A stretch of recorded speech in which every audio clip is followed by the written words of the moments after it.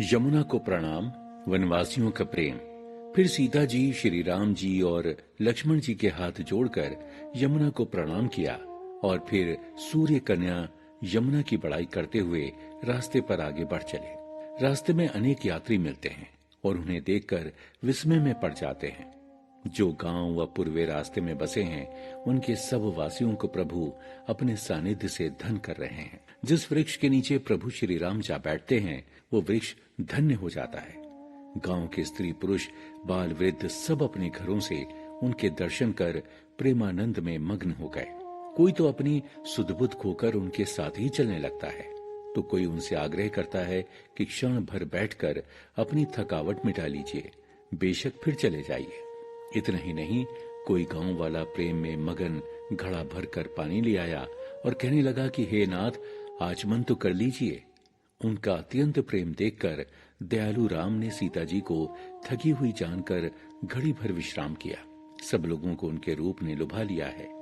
गांव की स्त्रियां सीता जी के पास जाती हैं और बार बार उनके पांव लगती हैं, पर कुछ भी पूछने में संकोच करती हैं, परंतु इशारों से उन दोनों कुमारों के बारे में जानना चाहती हैं। एक सुशील, लज्जाशील और आदर्श गृहिणी का तुलसीदास ने कितना सुंदर वर्णन किया है। सारी मर्यादाओं का पालन करते हुए सीता जी किस प्रकार उन्हें बताती हैं और परिचय देती हैं। सहज सुभाए सुभग तन गोरे, नामो लखनऊ लघु देवर मोरे। बहुरी बदनू बिधु अंचल ढांकी, पिए तन चितई भों करी बांकी। खंजन मंजू तिरिछे नयनी, निज पति कहेऊ तिन्हि ही सिए सयनिनी। अर्थात ये जो सहज भाव, सुंदर और गोरे शरीर के हैं, उनका नाम लक्ष्मण है। ये मेरे देवर हैं। फिर सीता जी ने लज्जावश अपने चंद्रमुख को आंचल से ढककर और प्रियतम श्री राम की ओर निखार कर, भौहें टेढ़ी करके और सुंदर नेत्रों को तिरछा करके इशारे से कहा कि ये मेरे पति हैं। ये सुनकर सारी स्त्रियां बड़ी प्रसन्न हुईं और सीता जी को आशीर्वाद दिया कि सदा सुहागन रहो और पार्वती के समान सदा अपने पति की प्यारी बनो। हे देवी, हमारी आपसे विनती है कि वापसी में आप इसी रास्ते से लौटना। उसी समय श्री रामचंद्र जी का रुख जानकर लक्ष्मण जी ने लोगों से रास्ता पूछा। ये सुनते ही स्त्री पुरुष दुखी हो गए, नेत्रों में जल भर आया। प्रिय वचन कहकर श्री रामचंद्र जी ने सब लोगों को वापस लौटाया और फिर अपने रास्ते आगे बढ़े। रास्ते में सीता जी को थकी हुई जानकर श्री रामचंद्र जी वहां एक वट वृक्ष के नीचे ही ठहर गए और उस रात वहीं विश्राम किया। श्री राम वाल्मीकि संवाद। प्रातःकाल स्नान करके रघुनाथ जी आगे चले। सुंदर वन, तालाब और पर्वत आदि देखते हुए प्रभु श्री राम वाल्मीकि जी के आश्रम के समीप पहुंचे। वहां पवित्र और मनोरम आश्रम देखकर प्रभु बड़े हर्षित हुए। श्री रामचंद्र जी का आगमन सुनकर मुनि वाल्मीकि उन्हें लेने के लिए आश्रम के द्वार पर आए। श्री रघुनाथ जी ने मुनि को दंडवत प्रणाम किया। मुनि ने उन्हें आशीर्वाद दिया। मुनि सम्मान पूर्वक उन्हें आश्रम में ले गए। प्राण प्रिय अतिथियों के लिए मुनि ने मधुर कंदमूल फल मंगाए। श्री सीता जी, लक्ष्मण और श्री राम ने रुचि के साथ फलों को खाया। विश्राम करने के लिए मुनि ने उन्हें सुंदर स्थान बतला दिए। मुनि प्रभु के निकट बैठे। मुनि के पूछने पर प्रभु ने सारी घटना मुनि को कह सुनाई। फिर प्रभु बोले, हे मुनि श्रेष्ठ, आपके चरणों के दर्शन करने से आज हमारे सब पुण्य सफल हो गए। मुनि का स्नेह पाकर प्रभु श्री राम आगे बोले, मुनीश्वर, मुझे कोई ऐसा स्थान बतलाइए जहां मैं लक्ष्मण और सीता जी के साथ घास फूस की कुटिया बनाकर कुछ समय निवास करूं। श्री राम की सहज सरल वाणी सुनकर ज्ञानी मुनि बोले, धन्य है आप रघुकुल नंदन। आप ऐसा क्यों न कहेंगे? आप तो सदैव वेद की मर्यादा का पालन करने वाले हैं। हे राम, जगत तो दृश्य है, आप उसको देखने वाले हैं। आप ब्रह्मा, विष्णु और शंकर को भी नचाने वाले हैं। जब वो भी आपके मर्म को नहीं जानते, तब और कौन आपको जान सकता है? आपको तो वही जानता है जिस पर आपकी कृपा होती है। आप भक्तों के हृदय को शीतल करने वाले चंदन हैं। आपकी ही कृपा से भक्त आपको जान पाते हैं। आपने तो देवता और संतों के कार्य के लिए ही नर शरीर धारण किया है।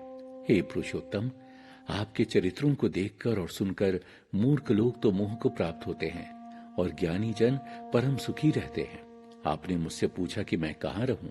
परंतु मैं ये कहते संकोच कर रहा हूँ कि जहाँ आप ना हो ऐसा वो स्थान बता दीजिए। मुनि के प्रेम रस में पगे वचन सुनकर प्रभु श्री राम मन में मुस्कुराए। पावन चित्रकूट में निवास।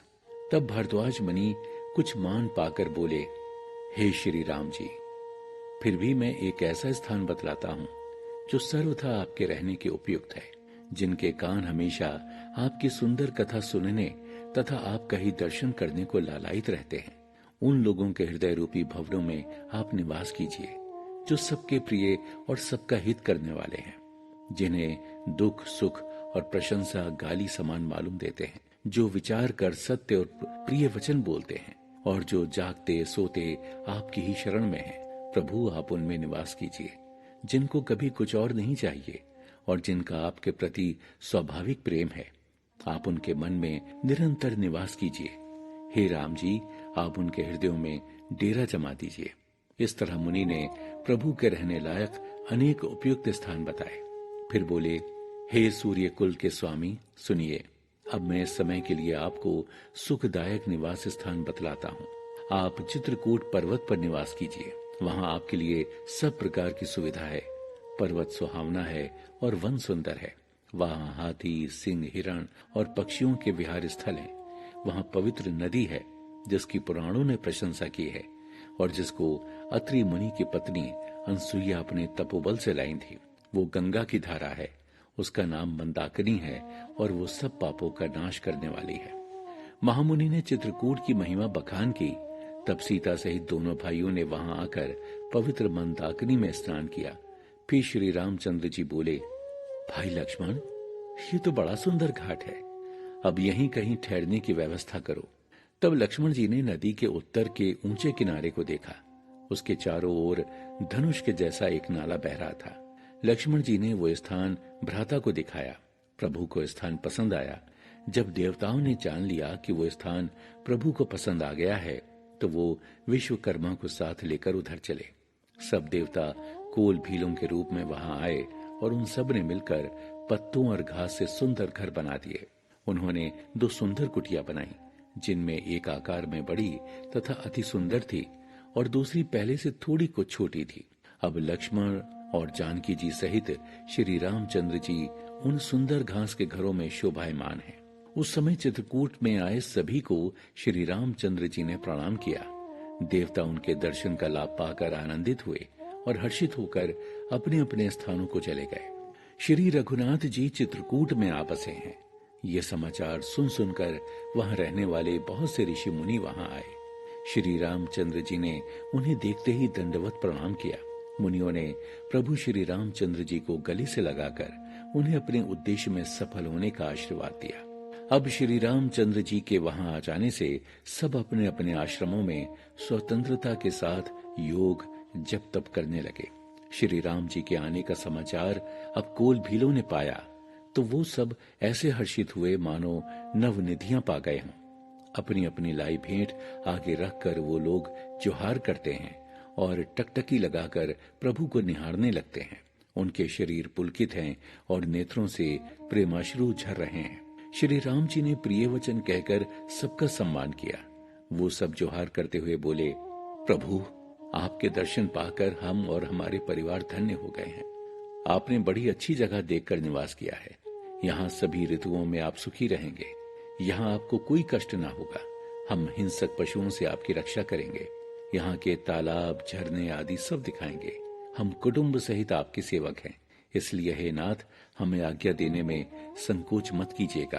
करुणा के धाम वेदों के वचन और मुनियों के मन को भी जो अगम है, वो श्री रामचंद्र जी भीलों के वचन इस प्रकार सुन रहे थे जैसे पिता बालकों के वचन सुनता है। श्री राम ने मीठे वचनों से उन सब को संतुष्ट कर वहां से विदा किया। वो सब सिर नवाकर चले और प्रभु के गुण गाते हुए अपने अपने घरों को लौट आए।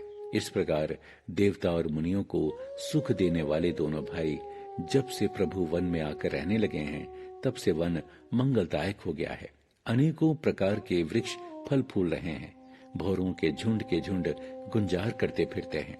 शीतल मंद सुगंधित हवा बह रही है। चित्रकूट की शोभा सब प्रकार से निराली है। सब नदियां मंदाकिनी के भाग्य को सराह रही हैं।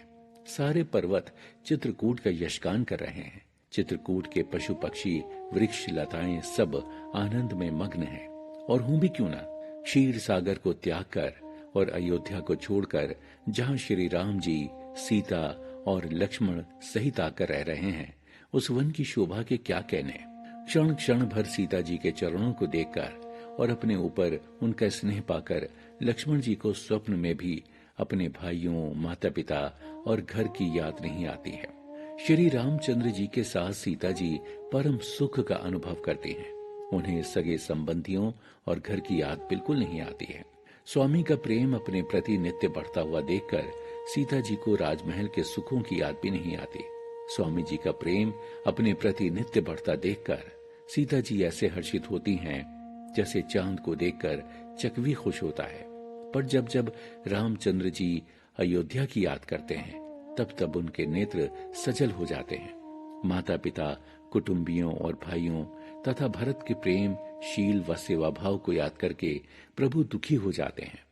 तब श्री रामचंद्र जी की अवस्था को देखकर सीता जी और लक्ष्मण जी भी व्याकुल हो उठते हैं।